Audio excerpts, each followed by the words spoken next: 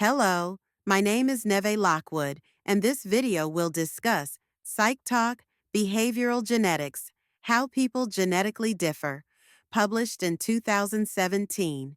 What is the article about? So, what was the study about? The researchers wanted to understand why some people go to college and others don't. Is it because of their IQ, their family background, their motivation or behavior, or is it something they're just born with?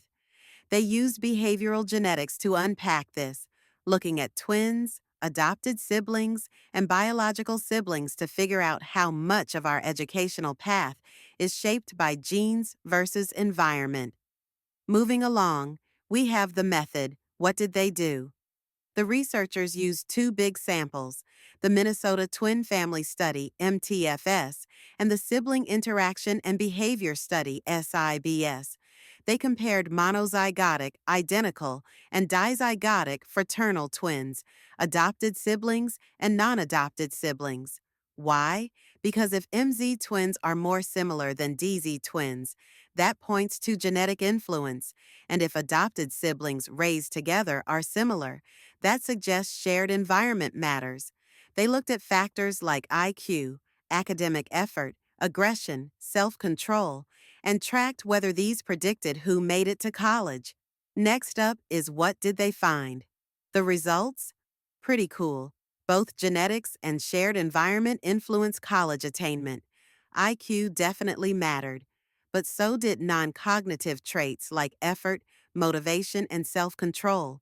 In fact, effort predicted college success just as strongly as IQ, sometimes even more. Here's the twist. Even though smart, motivated kids tend to have smart, motivated parents, in adopted families, that similarity disappears. That tells us those traits are inherited, not really taught. Following along, we get to the critiques. Strengths, these include the Journal of Personality, which the article was published with, is a strength because it is a credible source. It is a well-known and regarded academic journal with a peer review process, which makes sure of high academic standards. In the article, the sample size of 1,382 twin pairs in the MTFS, along with 617 sibling pairs in the SIBS, is strong because it shows sufficient statistical data and power for biometric analysis. Strength. During the study, the use of longitudinal twins and adoption designs is effective for the study because it allows for a stronger disentanglement of both factors of environmental as well as genetic influences on college attainment.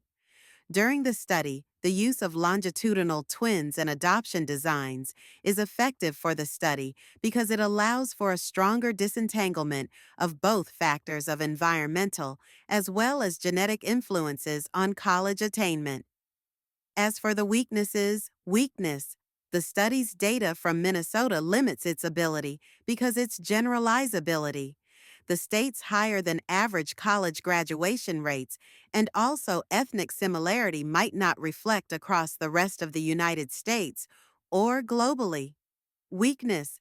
The study does also leave out details of demographic breakdowns beyond just gender, and because of that, it does not report anything regarding race, socioeconomic statuses, nor rural-urban living, which limits the insight in sample representativeness.